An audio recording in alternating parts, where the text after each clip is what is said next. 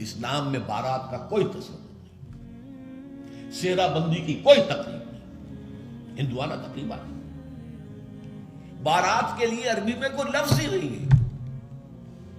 قرآن اور حدیث میں کیا ہوگا؟ عربی میں نہیں ہے، کوئی لفظ نہیں۔ یہ خالص عجمی لفظ، بارات عجمی ہے، ایرانی ہے، اس کا اسلام سے کوئی تعلق نہیں، جڑ کٹ جائے اس کی۔ یہ بھی ہندوانہ تصور ہے۔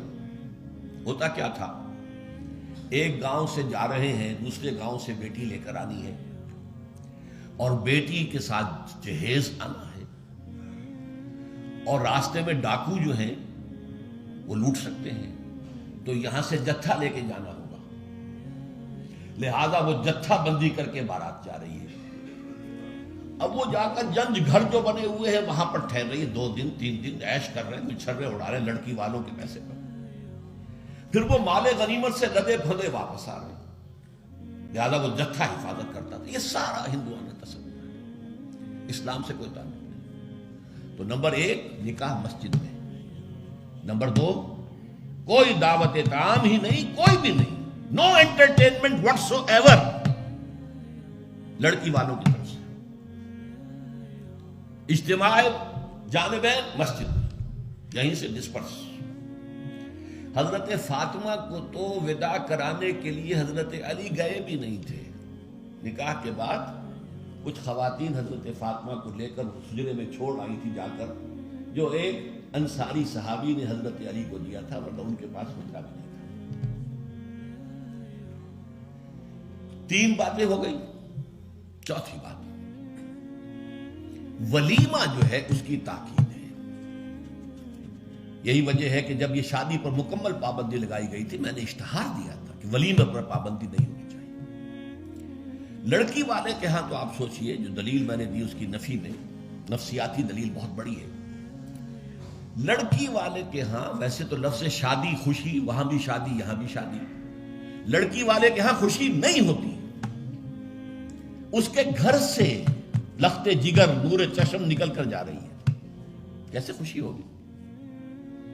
مائیں رو رہی ہوتی ہیں، انہیں غشی پڑی ہوتی ہے جب بچیاں نکل رہی ہوتی ہیں، بہن بھائی رو رہے ہوتے ہیں، باپوں کے آنکھوں کے اندر بھی آنسو آئے ہوتے ہیں، نمی آئی ہوتی ہے۔ میں نے بھی 5 بیٹیاں رخصت کی اپنے گھر سے، اور آنکھوں میں نمی آئی ہے۔ I couldn't withhold my tears۔ پھر یہ صرف یہ تو ہوتا ہے کہ ایک ذمہ داری کا بوجھ تھا، آج اتر گیا۔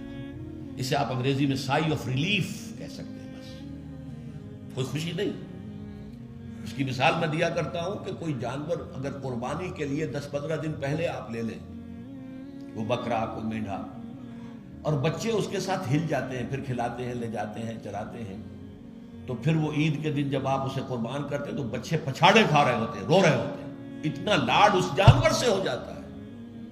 تو یہ نور چشم، لخت جگر گھر سے نکل رہی ہے، 18-20 برس رہی ہے آپ کے گھر میں، آج جا رہی ہے۔ ٹھیک ہے، سائی آف ریلیف ہے، لیکن اندیشہ بھی ہوتا ہے۔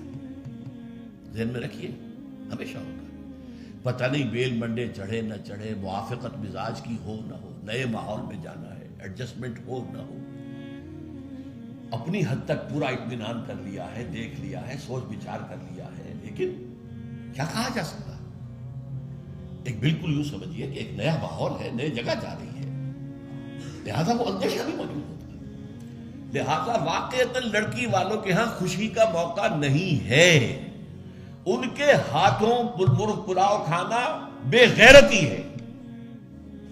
ہاں، لڑکے والے کے ہاں خوشی ہے، اس کا گھر آباد ہوا ہے، اور اسے حکم دیا حضور نے، اولموا ولو بشاۃ، ولیمہ ضرور کرو، چاہے تمہارے پاس ایک ہی بکری ہو۔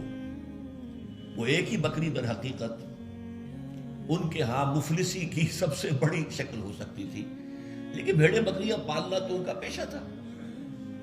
تو کسی کو ایک ہی بکری ہے تو معلوم بہت ہی غریب ہے، فرمایا اسی کو ذبح کرو، کھانا کھلاؤ اپنے دوستوں کو، اپنے احباب کو، سیلیبریٹ کرو۔ سیلیبریشن تمہارے ہاں ہونی چاہیے، مرد کے ہاں، لڑکے کے ہاں۔ پھر اس میں بھی اس قدر حضور صلی اللہ علیہ وسلم کی تعلیم کے اندر دیکھیے توازن ہے۔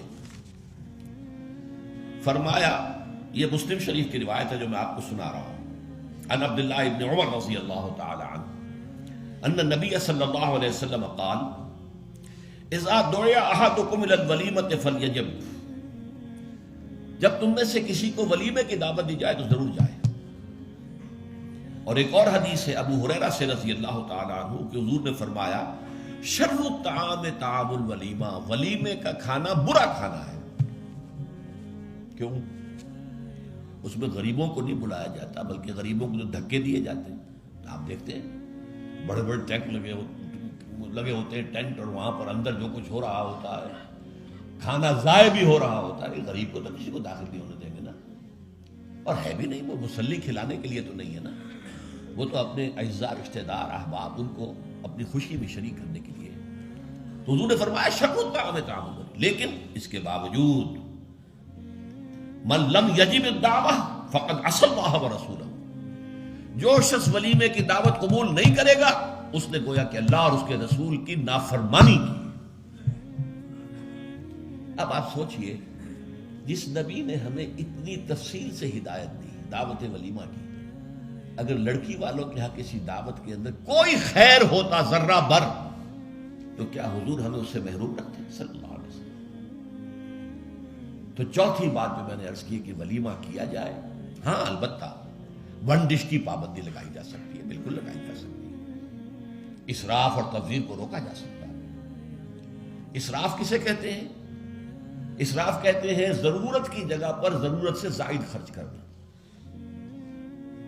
عام اپنے گھر کے کھانے میں بھی ایک سے زیادہ ڈش پکانا، ایک سے زیادہ کھانا حضور کے نزدیک نہایت ناپسندیدہ ہے۔ ضرورت ہے پیٹ بھرنے کی، ایک سالن روٹی سے بھی ہو جاتا ہے، آپ نے 4 4 5 5 پکا رکھے، یہ اسراف ہے۔ اسی طریقے سے اگر دعوت کے اندر بھی ون ڈش کی پابندی ہو تو بالکل ٹھیک ہے، اس کے اندر کوئی حرج نہیں، لیکن یہ کہ اس میں اب جو کیا گیا ہے کہ میٹھے کے اوپر پابندی، بالکل یہ صحیح نہیں ہے۔ میٹھا حضور کو بہت مرغوب تھا، پسند تھا، تو اس میں یہ کہ ایک ڈش میٹھے کی، یہ نہیں کہ 3 3 4 4 ڈشیں، دال کا حلوہ بھی ہے، گاجر کا حلوہ بھی ہے، اور فلاں بھی ہے، اور فلاں بھی ہے، اور پھر کھیر بھی ہے۔ لہذا ولیمے کی اجازت ہونی چاہیے، اور ظاہر بات ہے کہ ہر شخص اپنی سطح کے مطابق کرے گا، اور وہ آدمی بھی بلائے گا، جو کم ہی بلا سکتا ہے وہ کم بلائے گا، جو زیادہ بلا سکتا ہے زیادہ بلائے گا۔